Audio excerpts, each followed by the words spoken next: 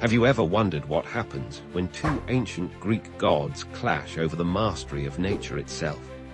Imagine waves as tall as mountains crashing against the shores of Greece, while a goddess stands resolute against their fury. This is the tale of how Athene, goddess of wisdom and strategic warfare, proved her divine might against Poseidon, the temperamental ruler of the seas. In the golden age of ancient Greece, when gods walked freely among mortals, the realms of divine power were clearly defined. Poseidon commanded the vast oceans, his trident stirring up storms that could shatter coastlines. Athene, born from Zeus's head, fully grown and armed, governed wisdom, strategic warfare, and the practical arts of civilization. Yet sometimes, even the most established boundaries between divine powers were tested. The conflict began when sailors and coastal dwellers increasingly turned to Athene for protection during their maritime ventures. They had grown weary of Poseidon's unpredictable nature, his tendency to wreck ships on a whim, and his storms that devoured entire fleets.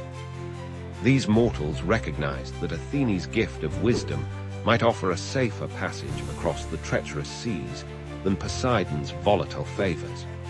Poseidon, his pride wounded by this shift in mortal allegiance, unleashed his fury upon the Mediterranean. Waves rose like liquid mountains, storms darkened skies that had never known such darkness, and the seas churned with unprecedented violence. His message was clear. No other deity, not even Zeus's favorite daughter, could challenge his dominion over the waters. Athene watched from Mount Olympus as coastal cities suffered and trade routes became impassable.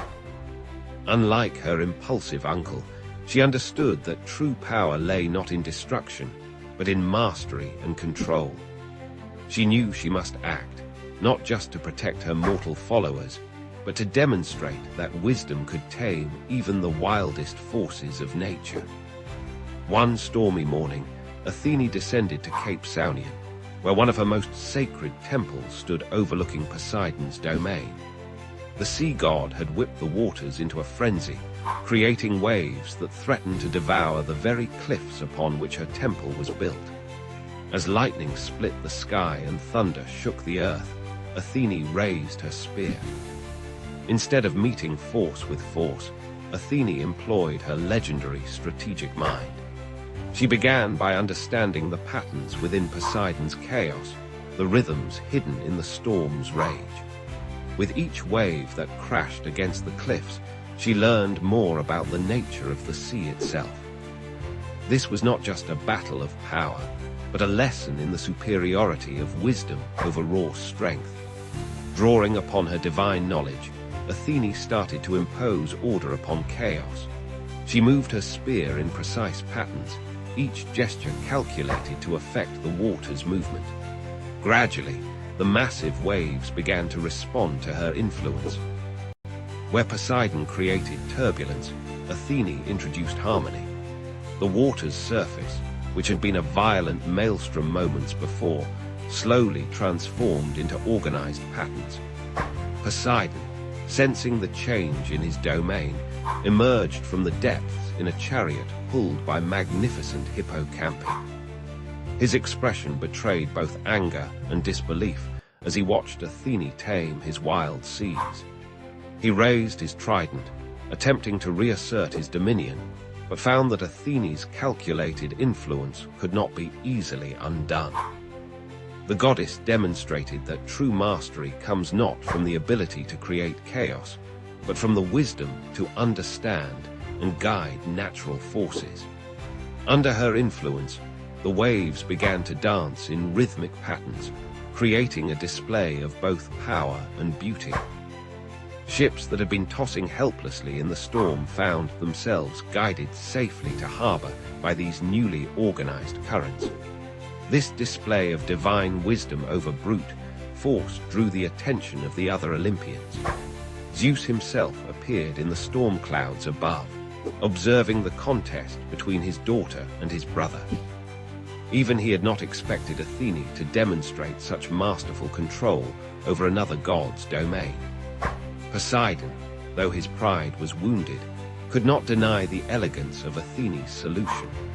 She had not sought to strip him of his power over the seas, but had instead shown how wisdom could work in harmony with natural forces.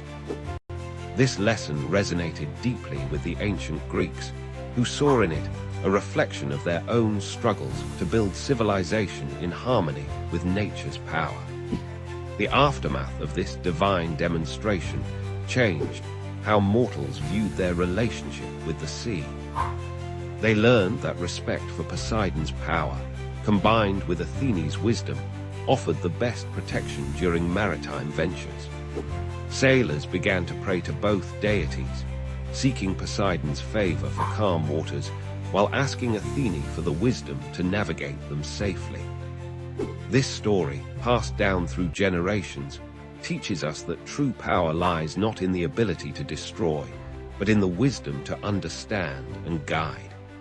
It reminds us that even the most turbulent forces in our lives can be mastered through knowledge, strategy, and patient understanding.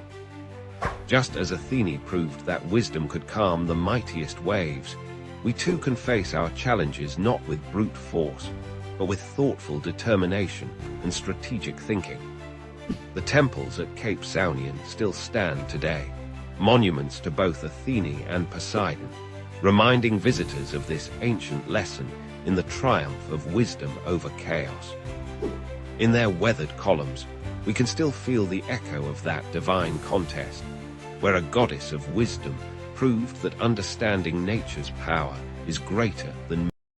What if the entire universe was actually dancing, not just metaphorically, but literally pulsing with the rhythm of creation and destruction? In Hindu mythology, this cosmic dance is performed by one of the most enigmatic deities, Lord Shiva, the destroyer of ignorance and the harbinger of transformation. Shiva exists beyond time itself, dwelling in the snow-capped peaks of Mount Kailash in the Himalayas. He is part of the divine trinity, along with Brahma the creator and Vishnu the preserver. While Brahma creates and Vishnu maintains, Shiva dissolves not just the physical universe, but also the ego, ignorance, and attachments that bind human consciousness. Picture Shiva in his most iconic form as Nataraja, the cosmic dancer. His dance, called the Tandava, represents the 5 activities of the cosmos: creation, preservation, destruction, concealment, and revelation. In his upper right hand, he holds the Damaru, a drum that beats the rhythm of creation. His upper left hand carries Agni, the fire of destruction. His lower right hand shows the Abhaya Mudra, bestowing protection, while his lower left hand points to his raised foot, symbolizing liberation. The circle of fire surrounding him represents the cosmic cycle of birth and death. Under his right foot lies the demon of ignorance, crushed by divine wisdom. This sacred image, found in temples and museums worldwide, has even been displayed at CERN, where scientists study the dance of subatomic particles, acknowledging the profound connection between ancient wisdom and modern physics. But Shiva is not just the cosmic dancer. He is also the perfect yogi, seated in deep meditation atop Mount Kailash. His body smeared with ash, wearing a tiger skin, with the crescent moon adorning his matted locks. He represents the ultimate renunciate. The ash reminds us that all material existence eventually returns to its basic elements. The snake around his neck symbolizes the Kundalini energy that yogis seek to awaken. Perhaps most striking is Shiva's third eye, centered on his forehead. This is not a physical eye, but the eye of wisdom that sees beyond duality. When opened, it can reduce desires and delusions to ashes, just as it once burned Kama, the god of desire, who dared to disturb Shiva's meditation. Yet Shiva is also a loving family man, sharing his life with his consort Parvati, the daughter of the mountains. Their love story is legendary, how Parvati performed intense penance to win Shiva's attention, how she reminded him that while detachment is important, divine love is equally sacred. Their sons, Ganesha and Kartikya, complete this divine family, showing that spiritual life need not mean abandoning worldly responsibilities. Shiva's throat is blue, earning him the name Nilakantha, the blue-throated one. This comes from the story of Samudra Manthan, the churning of the cosmic ocean. When deadly poison emerged threatening all existence, Shiva drank it to save the universe. Instead of swallowing it, he held it in his throat, turning it blue. This teaches us that even poison can become medicine in the hands of the wise. Devotees worship Shiva through the lingam, a symbolic form representing the formless nature of the divine. The lingam, often set in a circular base called the yoni, represents the union of consciousness and energy, the divine masculine and feminine principles that pervade all creation.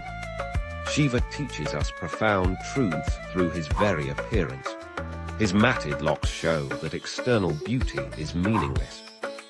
The Ganges flowing from his hair reminds us to let divine grace flow through us to serve others. The serpents around his body represent mastery over fear and desire. Even his vehicle, the bull Nandi, symbolizes Dharma, the eternal law that supports the universe. The mantra Om Namah Shivaya, I bow to Shiva, is chanted by millions daily. Each syllable represents an element: earth, water, fire, air, and space, plus the individual soul seeking union with cosmic consciousness. This simple yet powerful mantra is said to contain all wisdom. Shiva's message for our modern world is clear: transformation requires letting go. Just as he burns away impurities, we must be willing to release what no longer serves our growth. His meditation teaches us that peace comes from within, not from external achievements or possessions. His family life shows that we can be spiritual while fulfilling our worldly duties. In essence, Shiva represents the supreme paradox: the destroyer who is supremely compassionate, the ascetic who is the perfect lover, the fierce deity who is the most easily pleased. He reminds us that life's opposing forces, creation and destruction, love and detachment, material and spiritual, are not contradictions, but complementary aspects of the same divine dance. As we face personal and global transformations today, Shiva's eternal dance continues, inviting us to find rhythm in chaos, wisdom in destruction, and ultimately, liberation in letting go. For in Shiva's dance lies the secret of the universe. Eternal change is the only constant. What drives a legendary hero to destroy himself? In ancient Greece, even the mightiest warriors could fall victim to their own demons, and few tales illustrate this better than the tragic story of Ajax the Great. Picture the blood-soaked plains of Troy, where the greatest Greek warriors have fought for nearly a decade. The mighty Achilles has fallen, struck down by Paris's arrow. But amid the grief of his death, another battle is about to begin, not with swords and spears, but with words and wit. Ajax stands as one of the most formidable warriors in the Greek army. Second only to Achilles in strength and skill, his massive shield has become legendary among both Greeks and Trojans. Standing 7 feet tall, Ajax embodies the perfect warrior, brave, loyal, and unshakable in battle. Yet like many Greek heroes, his greatest strength will become his fatal flaw. At the center of our story lies Achilles' divine armor, forged by the god Hephaestus himself. This isn't merely military equipment, it's a symbol of supreme honor, a testament to greatness. With Achilles dead, the question burns in every warrior's mind: who deserves to inherit this legendary armor? 2 contestants step forward. Ajax, the powerful warrior who had fought beside Achilles countless times, saving Greek ships and soldiers with his mighty shield. And Odysseus, the clever king of Ithaca, whose strategic mind proved as valuable as any weapon. The contest between them would shake the very foundations of the Greek army. Before the assembled warriors and kings, both heroes plead their case. Ajax speaks of his battlefield prowess, his countless victories, the times he saved Greek lives through strength and courage. His words are direct, proud, reflecting his nature as a warrior who lets actions speak louder than words. But Odysseus, master of persuasion, weaves a different kind of spell. He speaks of cunning, of strategy, of wisdom in warfare. He reminds the Greeks how his intelligence helped them penetrate Troy's defenses. While Ajax fought with strength, Odysseus fought with mind, and in this contest, mind proves mightier than muscle. The judges, the Greek commanders themselves, make their choice. The divine armor goes to Odysseus. In that moment, something breaks within Ajax's proud heart. The warrior who never fell in battle falls victim to his own wounded pride. Rage and madness descend upon Ajax like dark storm clouds. That night, believing he's attacking the Greek commanders who slighted him, he slaughters a flock of sheep. In his delusion, he sees each animal as one of his former comrades, taking particular pleasure in torturing one he believes to be Odysseus. Dawn breaks, and with it comes clarity. Ajax awakens to find himself surrounded by dead livestock, his armor and hands stained with animal blood. The mighty warrior, who had never known fear, now faces something worse than death, shame. His reputation, the cornerstone of a Greek hero's identity, lies in tatters. Unable to bear the weight of his disgrace, Ajax plants his sword in the ground, the same sword once given to him by his enemy Hector. In his final moments, he delivers a powerful speech, calling upon the gods to witness his fate. Then, in an act that would echo through the ages, he falls upon his sword. The tragedy of Ajax teaches us timeless lessons about pride, honor, and the devastating cost of wounded dignity. In ancient Greek culture, a warrior's worth was measured not just by his strength, but by the recognition of his peers. When that recognition was denied, even the mightiest could fall. This story resonates across millennia because it speaks to universal human experiences. We all know the sting of rejection, the burn of wounded pride, the desperate need for recognition. Ajax's tale warns us about the dangers of letting pride overpower reason, of allowing personal slights to consume us. The influence of Ajax's story extends far beyond ancient Greece.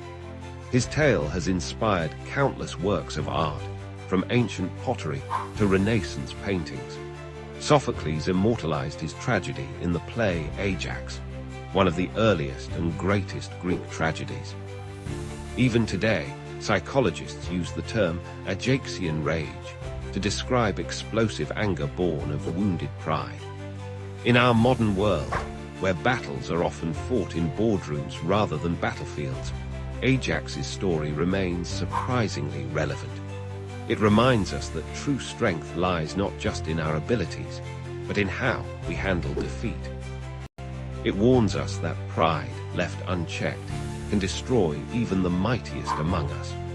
As we reflect on Ajax's fate, we're reminded that every hero has their breaking point. His story teaches us that sometimes the greatest battles we face aren't against external enemies, but against our own destructive emotions. In the end, Ajax fell not to Trojan spears or divine intervention, but to the most human of flaws, pride. Imagine waking up tomorrow with an extraordinary ability. Every object you touch reveals its complete history and future, playing like a movie in your mind. From the morning coffee mug showing its creation in a factory to the ancient ring predicting its fate centuries ahead. Suddenly, every item tells its story. But as we're about to discover, this power would transform our world in ways you'd never expect. Let's start with what seems obvious. Crime would change forever. Touch a murder weapon, and you'd instantly know who wielded it. Touch a stolen painting, and you'd see every hand it passed through. But here's where it gets interesting. Criminals would adapt. They'd start wearing special gloves, not to avoid leaving fingerprints, but to avoid imprinting their future actions onto objects. An entirely new branch of forensics would emerge, focusing on objects' stored memories rather than physical evidence. But the implications run deeper than crime solving. Imagine the antique market turning upside down overnight. That supposedly ancient vase, one touch reveals it was actually made last month in a basement in Ohio. The market for genuine historical artifacts would explode, while a new profession emerges: history authentication experts who can touch and verify an object's true past. Some antiques would skyrocket in value when their touch histories reveal connections to famous historical figures nobody knew about. Here's something less obvious: the emergence of clean object markets. People would start paying premium prices for factory-fresh items that haven't been touched by human hands. Why? Because nobody wants to buy a coffee table and suddenly experience the previous owner's entire family drama. Manufacturers would develop special handling protocols, creating entire factories where robots handle everything to keep objects' histories pristine. Think about the psychological impact. Touch your grandfather's old watch, and you might see both heartwarming memories and uncomfortable truths about his life you were never meant to know. Therapists would need to specialize in helping people cope with unwanted historical knowledge. Support groups would form for people traumatized by accidentally touching objects involved in tragic events. The privacy implications would reshape society. Giving someone a gift would mean sharing a piece of your past and future with them. Dating would transform. Imagine touching your date's phone and seeing their true intentions. We develop new social etiquettes around touching objects, and people would become intensely protective of their personal items. But here's where it gets really fascinating. The future-seeing aspect would create paradoxes. Touch your laptop, see it breaking next week, and decide to be more careful. Does that change the future you just saw? A whole field of philosophy would emerge around these temporal contradictions. Some people would become obsessed with touching objects to glimpse their futures, while others would avoid touching anything to prevent knowing their destiny. The business world would never be the same. Investment firms would hire people with particularly clear object-reading abilities. Touch a company's products, see their future market performance. But this would create new forms of insider trading. How do you regulate knowledge gained from future-sensing abilities? Education would transform too. History classes would involve students touching preserved artifacts to experience events firsthand. But this raises questions. Should children be allowed to touch objects that might show them disturbing historical events? Schools would need policies about appropriate touching age for different historical items. Consider the emergence of history-blocking materials, special coatings, or containers that prevent people from reading an object's past or future. These would become essential for maintaining privacy and preventing information leaks. Governments would classify certain objects as touch-restricted for national security reasons. Real estate would face a revolution. House hunters would know every detail about a property's past and future just by touching the walls. Insurance companies would require touch assessments before issuing policies. But would you want to buy a house if you could see it burning down in 20 years? Museums would transform from look-but-don't-touch institutions into interactive experience centers. But they'd need elaborate systems to prevent visitors from accessing sensitive historical information through touch. Some artifacts might reveal secrets that could rewrite history books or upturn religious beliefs. Perhaps most profoundly, our relationship with everyday objects would change forever. Every item would carry the weight of its complete time length. That simple pencil on your desk. It contains the story of the tree it came from and every word it will ever write. The wedding ring you wear might show you glimpses of your future anniversary celebrations or your divorce. As we wrap our minds around this reality, one question remains. In a world where every object tells its truth, would we really want to know all their stories? Sometimes the most powerful ability might be choosing not to touch, preserving the mystery of what was and what. Imagine standing at the edge of existence, where 5 mythical rivers separate the world of the living from the realm of the dead. These aren't ordinary waters. They're the sacred rivers of Hades, each flowing with essence more powerful than any mortal force. Today, we're diving deep into one of Greek mythology's most fascinating aspects, the 5 rivers that shape the geography of the underworld and the fate of every soul. In ancient Greek belief, when someone died, their soul had to navigate these mysterious waters to reach their final destination. The Greeks didn't see death as an end, but rather a transition, and these 5 rivers were the pathways through which every soul had to pass. Let's begin with the Achilles, known as the River of Woe. Picture dark waters churning with the grief of countless souls who have passed through its depths. The ancient Greeks believed this was the main entrance to the underworld, where Charon, the infamous ferryman, would wait with his boat. Only those who could pay with a golden coin, traditionally placed in the mouth of the deceased, would be granted passage. Those who couldn't pay were doomed to wander its shores for 100 years. Next flows the Phlegethon, the River of Fire. Unlike any river in our world, its waters burn with eternal flames. This river of liquid fire encircles Tartarus, the deepest and most terrible part of the underworld, where the greatest sinners face their punishment. The ancient Greeks believed its burning waters were used to torture the wicked, with flames that could never be extinguished. Perhaps the most famous is the river Styx, the river of hatred and unbreakable oaths. This is the river by which the gods themselves swear their most solemn vows. Legend tells us that when the goddess Thetis dipped her son Achilles into these waters, he became nearly invulnerable, except for his heel, which never touched the water. The Styx was believed to be so powerful that its waters could even dissolve metal, representing the absolute nature of divine promises. The 4th river, the Cocytus, is known as the River of Lamentation. Its waters echo with the wails and cries of the dead who realize their fate. The Greeks believed this river formed from the tears of those condemned to Tartarus, creating an endless cycle of sorrow. Its banks are said to be lined with weeping willows, their branches trailing in the dark waters below. Finally, we come to the Lethe, the River of Forgetfulness. This might be the most philosophically intriguing of all the rivers. Those who drank from its waters would forget their entire mortal life.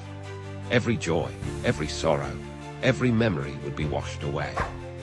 The Greeks believed this river was crucial for reincarnation, as souls preparing to return to the world of the living would drink from the Lethe to begin their new life with a clean slate. These rivers weren't just geographical features of the underworld. They represented fundamental aspects of the human experience with death. The Achilles embodied the sorrow of separation. The Phlegethon represented divine justice. The Styx stood for the finality of death and the weight of promises. The Cocytus reflected the natural grief of loss, and the Lethe symbolized the possibility of renewal and rebirth. The influence of these 5 rivers extends far beyond ancient Greece.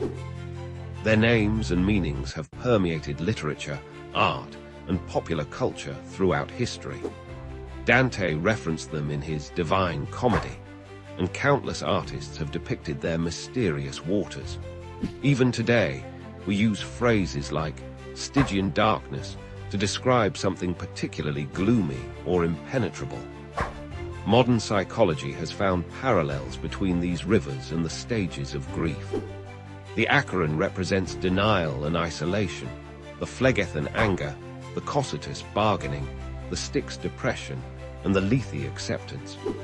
This shows how deeply the ancient Greeks understood human nature and our relationship with mortality. The rivers also reflect the Greek understanding of justice and cosmic order.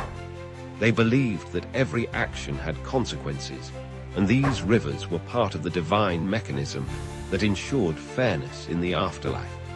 The wealthy couldn't bribe their way to a better fate, and the wicked couldn't escape their punishment. Today, as we face our own questions about mortality and justice, these ancient rivers continue to resonate. They remind us that every culture grapples with the same fundamental questions. What happens after death? How do we face our past actions? What does it mean to start anew? The 5 rivers of Hades stand as a testament to the sophistication of Greek mythology and its enduring relevance.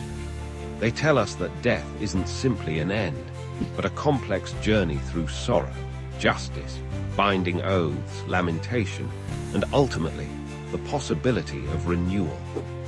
In their dark waters, we see reflected our own hopes, fears, and eternal questions about what lies beyond the veil of mortality. What lengths would you go to protect your love and kingdom?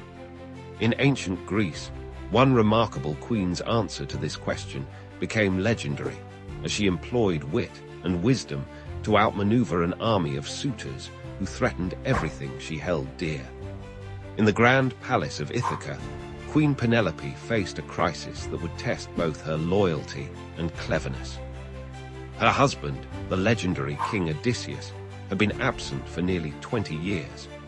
First, he'd gone to fight in the Trojan War, and then, due to the gods' interference, his journey home became an epic odyssey of its own. While tales of his adventures spread across the Mediterranean, Penelope's own story of resilience unfolded within the walls of their palace. As years passed without word from Odysseus, noble families from across Greece became convinced the king must surely be dead. More than 100 suitors descended upon Ithaca, each hoping to marry Penelope and claim the throne. These men weren't merely persistent. They were parasites, making themselves at home in the palace, feasting daily on the kingdom's resources, and depleting the royal wealth that rightfully belonged to Penelope's son, Telemachus. But Penelope, blessed with intelligence that rivaled her husband's legendary cunning, refused to be forced into a marriage she didn't want. Yet she couldn't simply reject the suitors outright. Doing so might provoke them into violence, endangering both her life and her son's claim to the throne. She needed a strategy that would buy her time while maintaining the delicate balance of power. That's when Penelope devised one of the most brilliant deceptions in Greek mythology. She announced to the suitors that she would choose a new husband, but only after she completed weaving a funeral shroud for Odysseus's elderly father, Laertes. This was a perfectly reasonable request. Preparing burial clothes for family members was a traditional duty of Greek noblewomen. The suitors could hardly object to such a pious act without revealing their true, dishonorable intentions. What the suitors didn't know was that Penelope had transformed this simple task into an ingenious trick. Each day, she would sit at her loom in full view of the palace, diligently weaving the elaborate burial shroud. But each night, by the light of torches, she would secretly unravel her day's work. This way, the shroud never neared completion, and Penelope kept her unwanted suitors at bay. For 3 years, this clever deception continued. While the suitors grew increasingly frustrated, none suspected the truth behind the never-ending weaving project. Penelope's hands worked tirelessly, weaving by day, unraveling by night, while her mind remained fixed on her beloved Odysseus, hoping against hope for his return. But as with many secrets in ancient Greece, the truth eventually came to light. One of Penelope's servants, perhaps seeking favor with the suitors, revealed her mistress's nightly unraveling. The suitors were furious at being outwitted by a woman, and their demands for her to choose a husband grew more aggressive. Yet even when her clever plan was discovered, Penelope remained steadfast. She had bought precious time, 3 years of maintaining her independence and protecting her son's inheritance. Her intelligence and determination had proven that she was every bit as resourceful as her famous husband. This tale resonates deeply with themes that remain relevant today. It speaks to the power of intellectual resistance against brute force, the strength found in quiet determination, and the importance of staying true to one's principles even when faced with overwhelming pressure.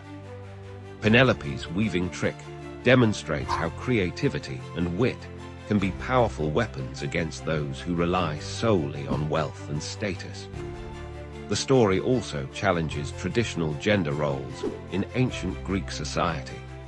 While the suitors attempted to claim power through aggressive pursuit and intimidation, Penelope maintained control through cunning and peaceful resistance. Her loom became both a symbol of traditional feminine duties and a tool of sophisticated political maneuvering. In Greek art and literature, Penelope's weaving has become a powerful metaphor for loyalty, patience, and clever resistance. Countless ancient vases depict her at her loom, and her story has inspired artists and writers for over 2 millennia. The phrase Penelope's web entered common language, referring to any task that seems never-ending or any clever plan to buy time. What makes Penelope's story particularly compelling is that she didn't need divine intervention or magical powers to overcome her challenges. Unlike many Greek myths where gods and monsters dominate the narrative, Penelope relied entirely on her own intelligence and determination.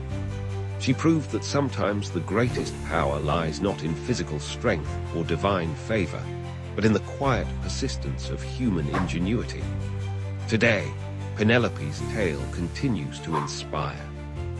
Her story reminds us that resistance doesn't always require grand gestures or open confrontation. Sometimes, the most effective strategy is patient, intelligent manipulation of circumstances, turning seemingly powerless positions into sources of strength. In a world that often celebrates immediate action and direct conflict, Penelope's careful, measured approach offers an alternative model of power and resistance that remains remarkably relevant. Thank you for watching. Please like, share, and subscribe for more amazing. Have you ever wondered if love could be so powerful that it could transform a mortal into a goddess? In ancient Greece, they told a tale that proved exactly that, the extraordinary story of Psyche and Cupid, where mortal beauty dared to challenge divine law, and love conquered all obstacles in its path. In a distant Greek kingdom, there lived a princess named Psyche, whose beauty was so breathtaking that people began worshipping her instead of Venus, the goddess of love and beauty. Mortals abandoned Venus's temples, leaving them covered in dust, while they flocked to catch a glimpse of Psyche's radiant face. Yet despite her divine-like appearance, Psyche felt desperately alone. No mortal man dared to court someone so beautiful they thought she must be a goddess. Venus, consumed by jealousy, devised a cruel plan. She commanded her son Cupid, the mischievous god of love, to make Psyche fall in love with the most hideous creature on earth. But fate had other plans. When Cupid saw Psyche, he was so startled by her beauty that he accidentally pricked himself with his own arrow of love. In that instant, the god of love himself fell hopelessly in love with the mortal princess. Concerned by their daughter's lack of suitors, Psyche's parents consulted an oracle of Apollo. The oracle's response was devastating. Psyche was to be left on a mountain, where a terrible monster would claim her as his bride. With heavy hearts, they followed the oracle's command. But instead of a monster, the gentle west wind carried Psyche to a magnificent palace floating among the clouds. In this magical palace, invisible servants attended to Psyche's every need. And each night, in complete darkness, her mysterious husband would visit her. He made one condition: she must never attempt to see his face.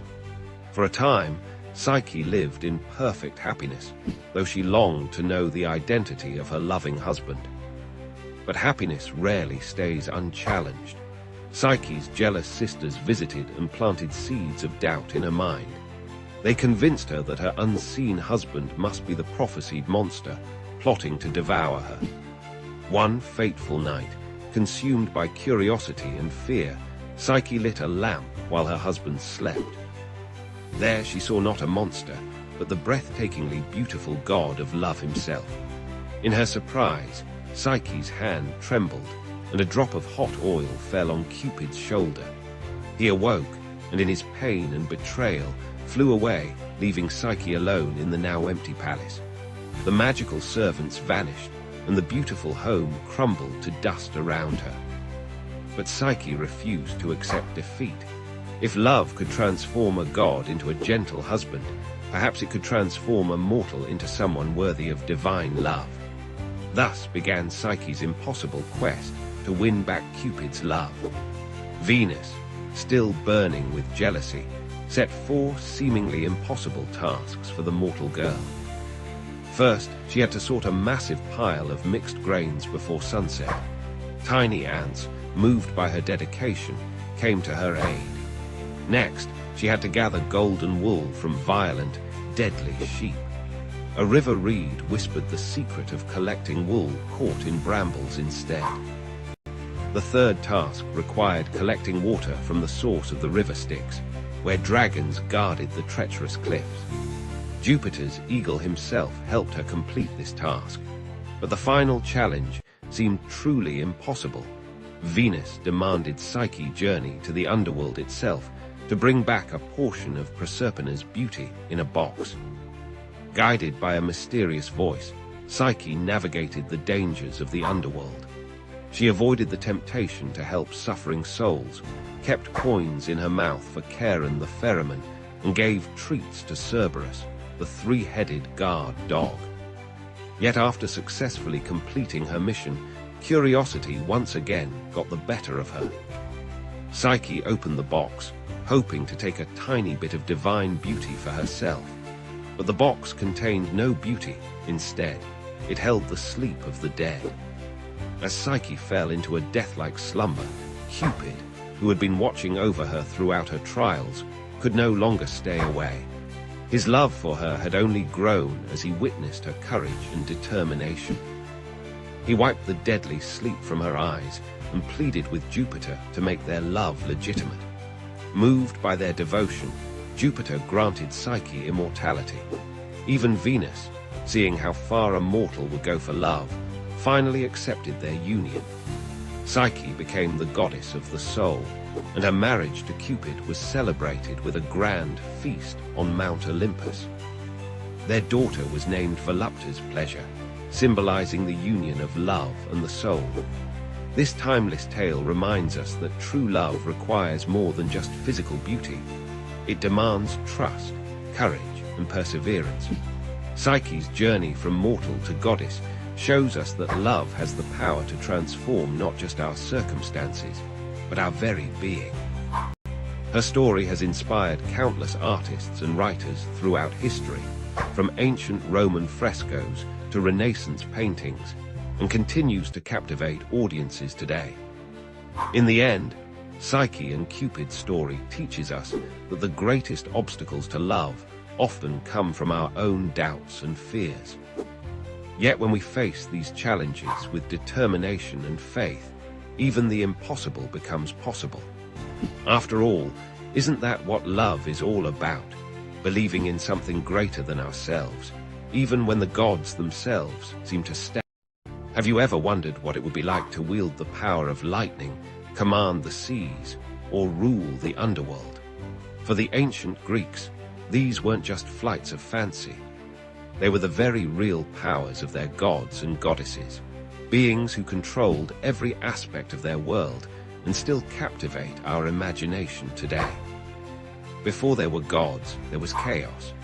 From this primordial void emerged the first divine beings, including Gaia, Mother Earth herself, and Uranos, the sky.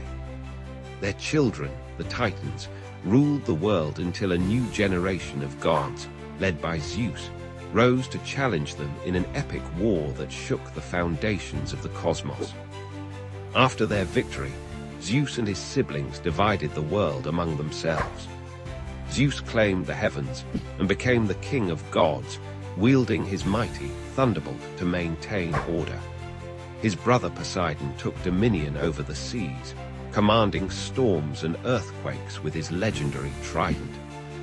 The third brother, Hades, was given the underworld, where he ruled over the souls of the departed.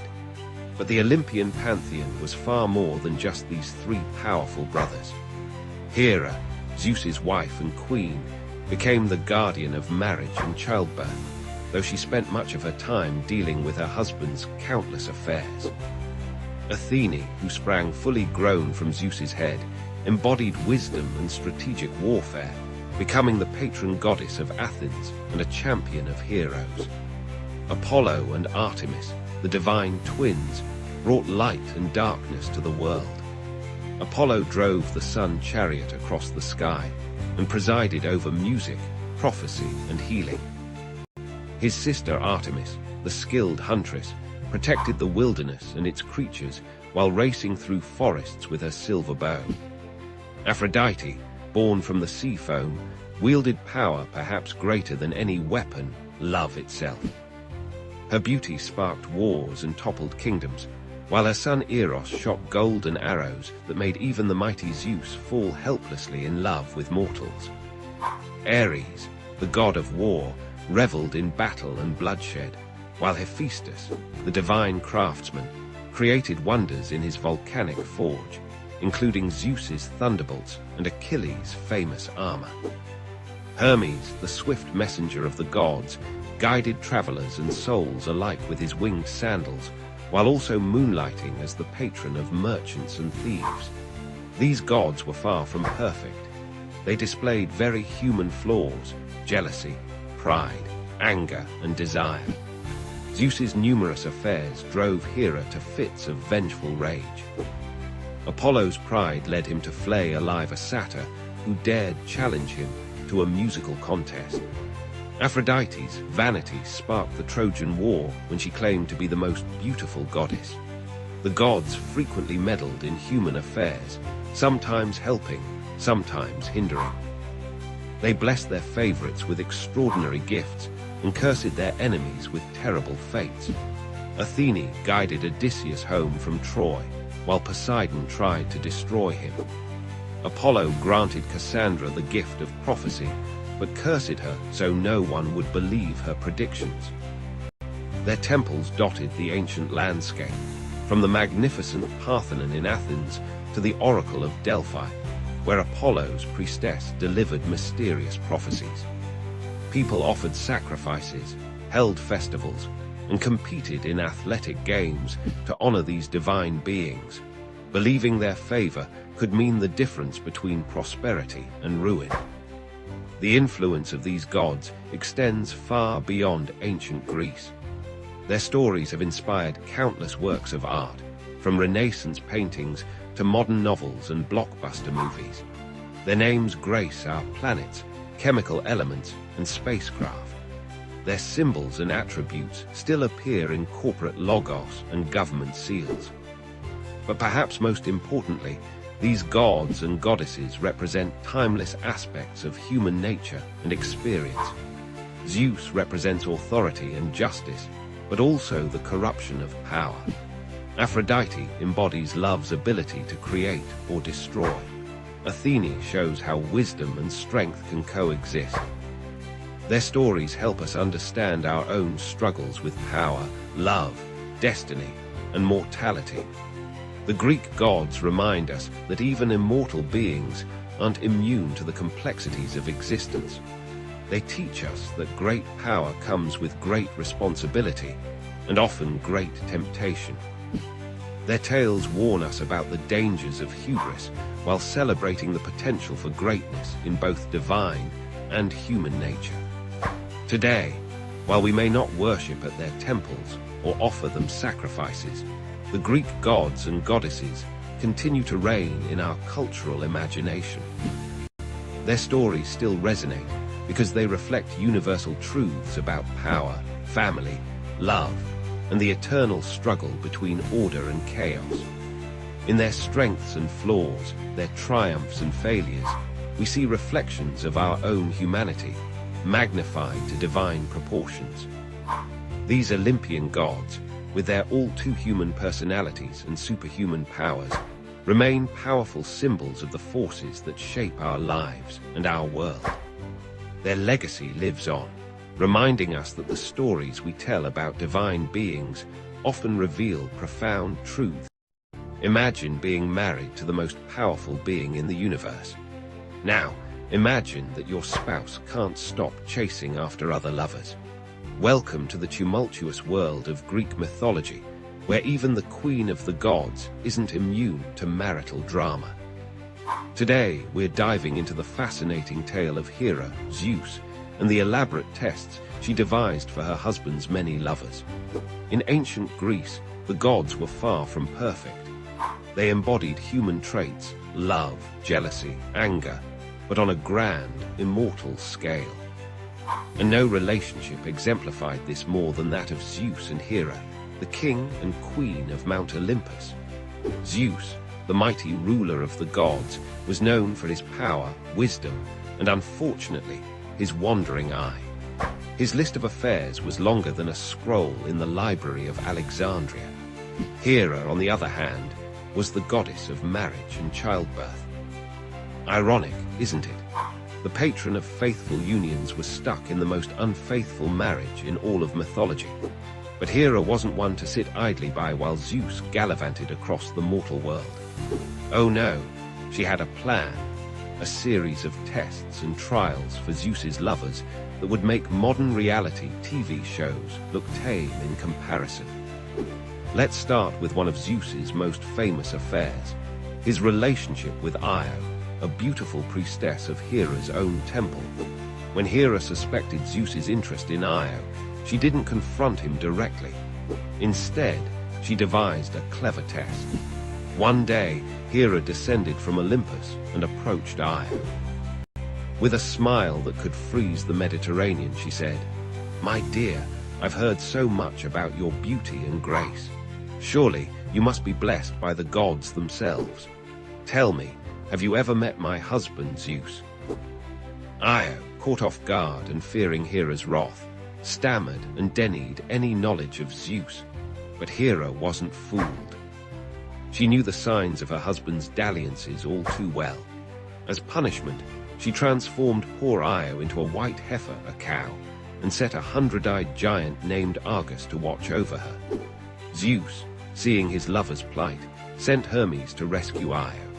The clever messenger god lulled Argus to sleep with music and stories, then slew him. But Hera wasn't done yet. She sent a gadfly to torment Io, driving the cow-shaped maiden to wander the earth in misery. This tale of Io showcases Hera's cunning. She didn't just punish, she tested. By confronting Io directly, she gave the mortal a chance to confess. When Io failed this test of honesty, Hera's retribution was swift and creative. But Hera's tests weren't always so straightforward. Take the case of Semele, another of Zeus's mortal lovers. Hera disguised herself as Semele's old nurse and visited the young woman. In this guise, she planted seeds of doubt in Semele's mind. "My dear," the disguised Hera cooed, "are you sure your lover is truly Zeus? Many men claim to be gods to seduce innocent maidens. If he is Zeus, surely he would appear to you in all his divine glory." Semele, naive and in love, took this advice to heart. The next time Zeus visited, she made him swear on the river Styx an unbreakable oath for the gods to grant her one wish. Zeus, besotted, agreed without hesitation. Semele then asked to see him in his true, divine form. Zeus was horrified. He knew that no mortal could withstand the sight of a god's true form, but bound by his oath, he had no choice. He revealed himself in all his thunderous, lightning-wreathed glory. Poor Semele was instantly incinerated. This test was particularly devious. Hera used Semele's own insecurity and Zeus's rashness against them both. It wasn't just a punishment, it was a test of wisdom and restraint, one that both Zeus and Semele failed spectacularly. But perhaps Hera's most famous test was the one she devised for Heracles, Zeus's demigod son. From the moment of his birth, Hera despised Heracles as living proof of Zeus's infidelity. She sent 2 serpents to kill the infant Heracles in his crib, but the supernaturally strong baby strangled them with his bare hands. Realizing that direct action wouldn't work, Hera opted for a more insidious approach. She manipulated events to drive Heracles temporarily mad, causing him to kill his own wife and children. When Heracles came to his senses, he was devastated and sought redemption. This is where Hera's test truly began. She influenced the Oracle of Delphi to prescribe a series of seemingly impossible tasks for Heracles, the famous 12 labors. These included slaying the indestructible Nemean lion, capturing the Erymanthian boar, and cleaning the vast Augean stables in a single day.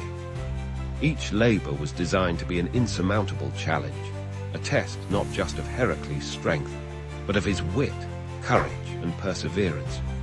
Hera hoped these tasks would break him, or better yet, kill him. But Heracles surprised everyone, perhaps even himself, by completing all 12 labors.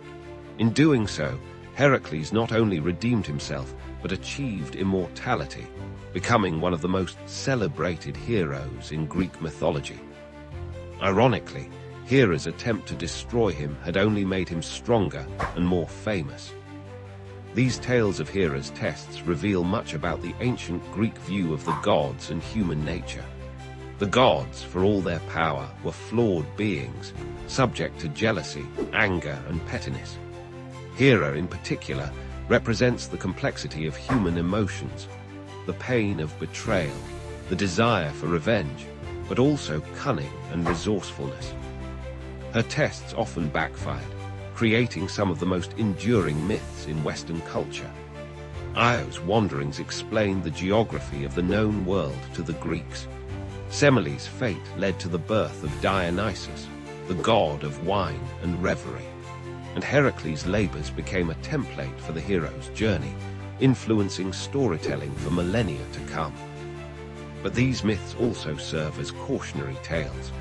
They warn against the dangers of jealousy, the consequences of infidelity, and the unpredictable nature of divine intervention in mortal affairs.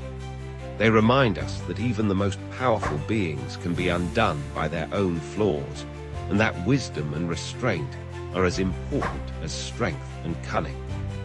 In modern times, we might not believe in Zeus hurling thunderbolts or Hera transforming people into animals, but the themes these myths explore, love, jealousy, revenge, redemption, are as relevant today as they were thousands of years ago. We see echoes of Hera's tests in our own lives and culture. The reality TV shows where participants face outrageous challenges, the scandals that rock celebrity relationships, the workplace rivalries that spiral out of control, all of these have their roots in the same human dramas that played out on Mount Olympus.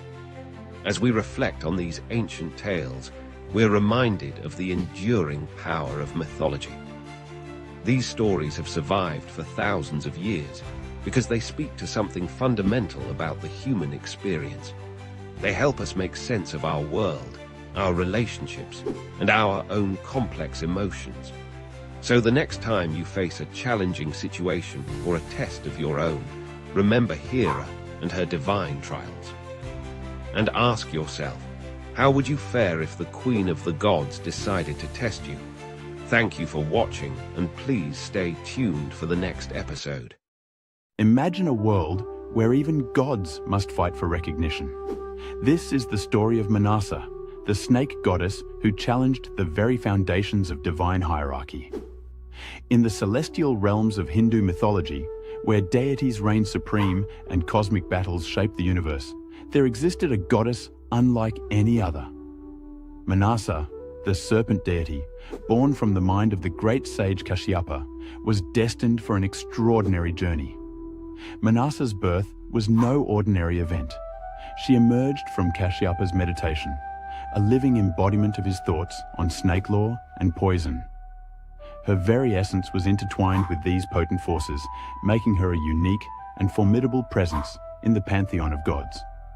But being extraordinary didn't guarantee acceptance.